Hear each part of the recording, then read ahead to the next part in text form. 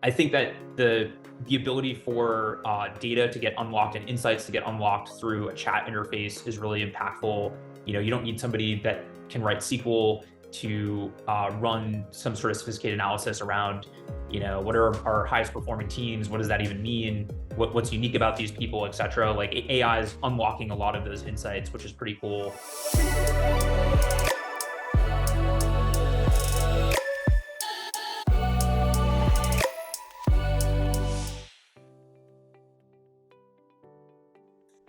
Sure thing. So I run a website called Select Software Reviews that helps companies find and buy the right HR technology. There's 30,000 vendors out there. It's hard to wade through what one to pick. And so we have a team of people that just use these tools all day long, talk to users, talk to vendors, talk to experts, and then write up short lists as well as the information you need to find and buy the right stuff. So pricing, how do I get the buy-in from my boss, ROI calculators, all that stuff. Previously, I worked for a venture capital fund. So worked for this fund called Bessemer Venture Partners that is one of the oldest funds in the whole world. We invest in companies like LinkedIn or Pinterest. And then I went to Harvard Business School, got my MBA, wanted to start a company, taught myself how to program and started messing around with stuff, one of which became an employer branding SaaS that I ran for about 5 years before hiring somebody to run it as a general manager and then starting SSR.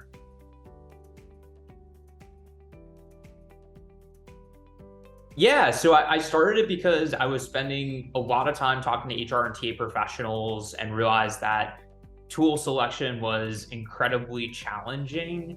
There are too many tools, and it's just like another thing that you have to do for your job. And it's not something you've ever been trained at or have any expertise in, probably.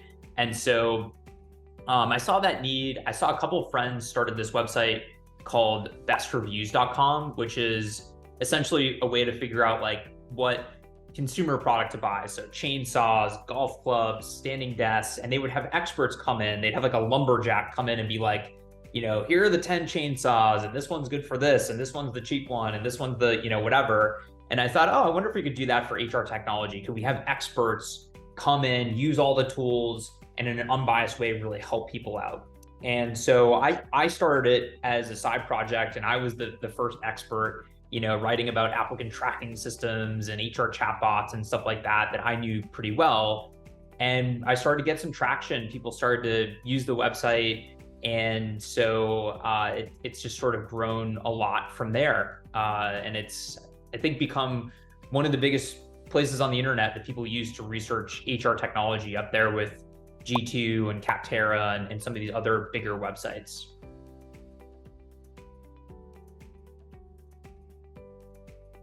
What a question. I think our plan is just to continue to add value as much as we can. These ecosystems are so deep, and in many ways, it feels like we're just scratching the surface around the tools that we can provide our readership to just be really good at finding and buying the right tools. And so that's where we're just going to keep drilling down on. We'll add more experts, we'll add more researchers. We just started utilizing third-party researchers to help us keep track of all these different tools, people who are actually using these on a day-to-day basis. And so we'll just keep growing our audience, keep growing our content, and keep helping people figure out which tools to use.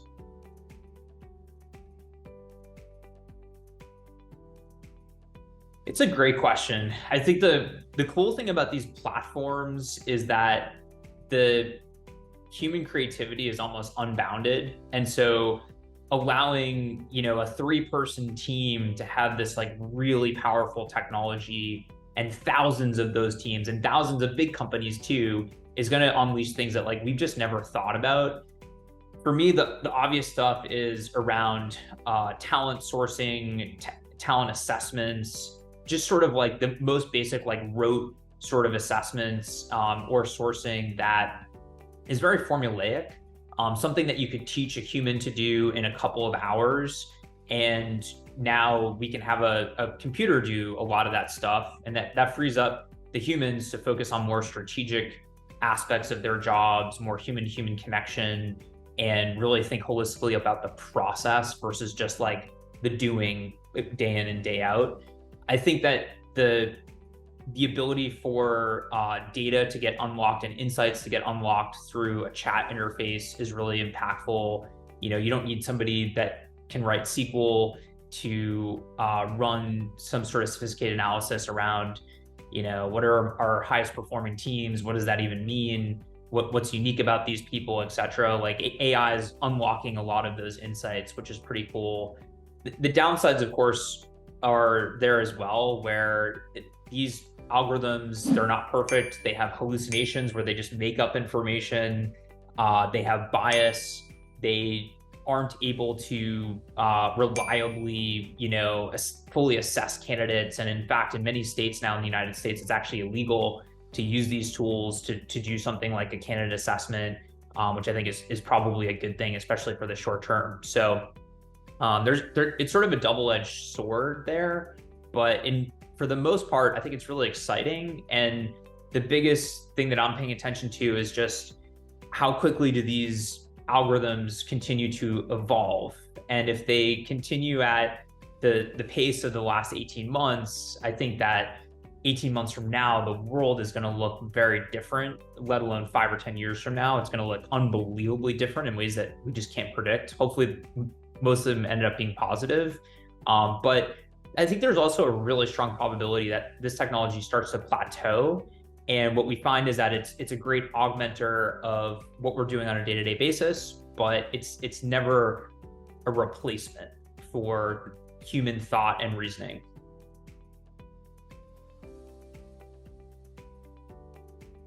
I think what's interesting is that whenever there's a paradigm shift in terms of the available technologies, there's always the ability to create what's old new again.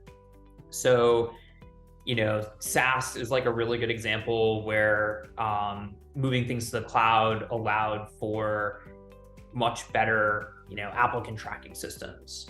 The rise of mobile allowed for more like employee experience technology or better time tracking, or all these different things. And I think that an AI first anything, like insert thing here, right? HCM writ large is probably really interesting, because there's just stuff that you can do with this technology that it's really hard to add in post facto. For many different reasons. And so if you had an AI first candidate assessment tool or employee onboarding or whatever it is, I think that would be pretty interesting if you're an entrepreneur looking for opportunities. Beyond that, look, there's 30,000 HR tools out there. I don't know if there's nothing that's obvious to me that hasn't been covered, but I say that, and I'm somebody who's not in the trenches every day, right? I'm running my business. And so I'm not doing recruiting. I'm running a team. But I talked to a couple of people last week that they were both doing high volume recruiting at a Fortune 500 here in the US. And they see a gap in the market to start a new software business to help kind of do high volume recruiting better. And so there definitely are niches out there, and I think they're particularly apparent to people who are doing the job and just saying, why isn't there a tool to do X, Y, Z?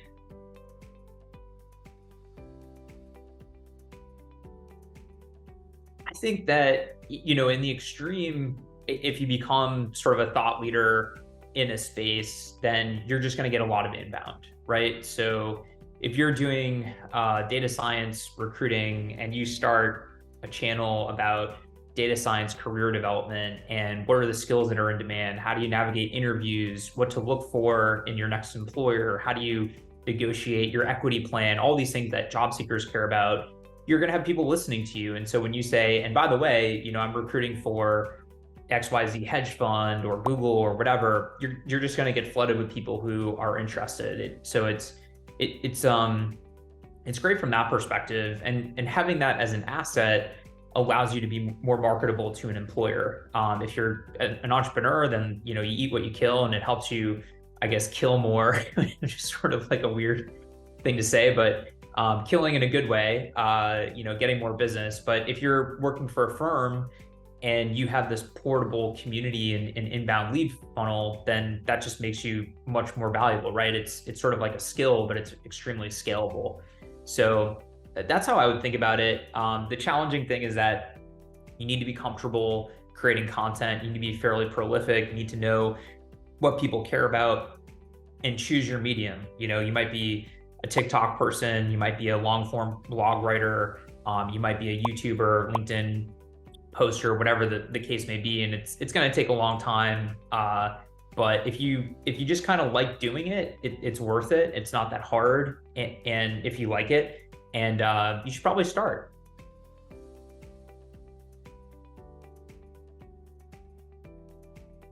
It's really challenging. I think, especially if you're in recruiting, your risk of burnout is really high because it's like any other sales role, right? Where it's like, oh, so close on this candidate, I got to start from scratch, or, you know, we just can't fill this rec, or whatever the case may be. I'm not going to get my bonus this quarter or this cycle. And you just have to try to maintain perspective. So for me, meditation helps a lot. Try to meditate at least 3 or 4 times a week for 20 minutes each time. I use the app Headspace, nothing fancy or complicated. Try to exercise 2 to 3 times a week at least. Try to stay active, try to eat right. I've found that diet actually plays a huge role in my stress levels. And of course, like, is it causation that I eat, you know, a half a pizza, or correlation that I do that when I'm stressed? It's not entirely clear to me, but that seems important.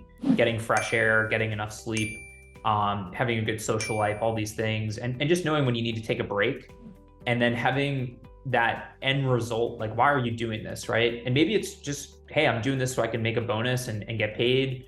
Or maybe it's, hey, I'm doing this because I love helping people find the right place to work, or I want to, you know, help grow XYZ company. Whatever it is, you got to have a why. Otherwise, you're just like, wow, I have to, you know, follow up on these 10 resumes. I just don't want to do it, right? But if you're like, hey, I want to help these people find the right job, then that's going to get you out of bed.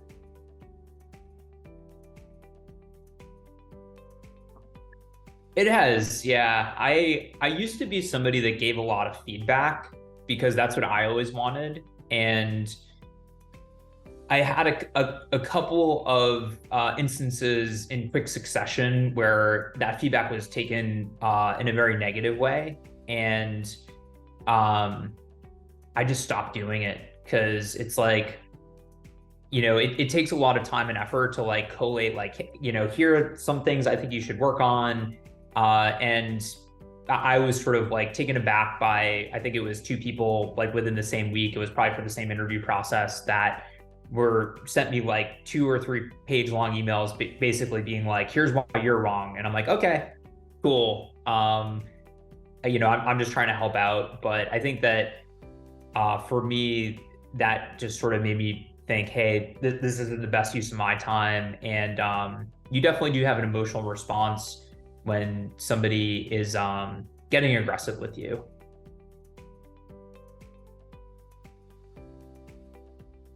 Yeah, I think soft skills, it's sort of interesting. So like when I was younger, I went to undergrad business school in many, because I love finance. I don't know why, I just do. And I was like, this is great. It's basically like a trade school on how to like be an investor. And we're learning how to do financial modeling and financial accounting and like all this stuff. And as you progress in your career, you just realize like that stuff's not that important. The most important stuff, like when I went to business school, it was all soft skills. You know, we had an accounting class, and it wasn't like, here's how to do credits and debits. It was more, here's how to think holistically about how to manage risk, or how to manage the person who's managing risk. And there's a joke, there's this class at Harvard Business School called LEAD, which is the leadership development class. And it's like everything's LEAD. Like every other class is LEAD, whether it's finance or real estate, private equity, or whatever it is. And I think that's totally true. And it's even more true in a world where skills are changing all the time. And I think that the most important skill is just learning.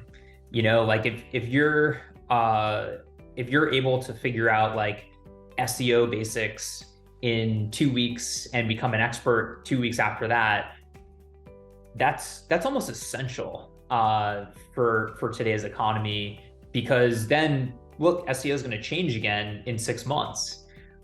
So to me, like, that's the most important skill, and learning is really not a hard skill. It's a soft skill.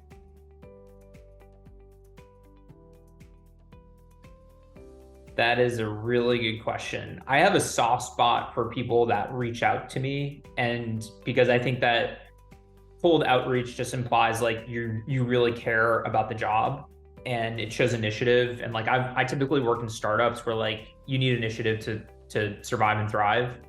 And so I had this guy call me, and for a sales job, so that's good too. And he was just like extremely good on the phone, extremely personable, had done his research, and he found my phone number on the internet and just called me out of the blue and was like, "Hey, my name's Jimmy. I saw your," and I was just like, I need to hire this person. Like within like 3 or 4 minutes, I was like, I need to hire this person. And that to me was extremely memorable. What's interesting about that is that person didn't end up working out. So he's a good guy and all that stuff. And so it was actually a false signal. But I think that most people that take the time out to be proactive turn out to be awesome hires.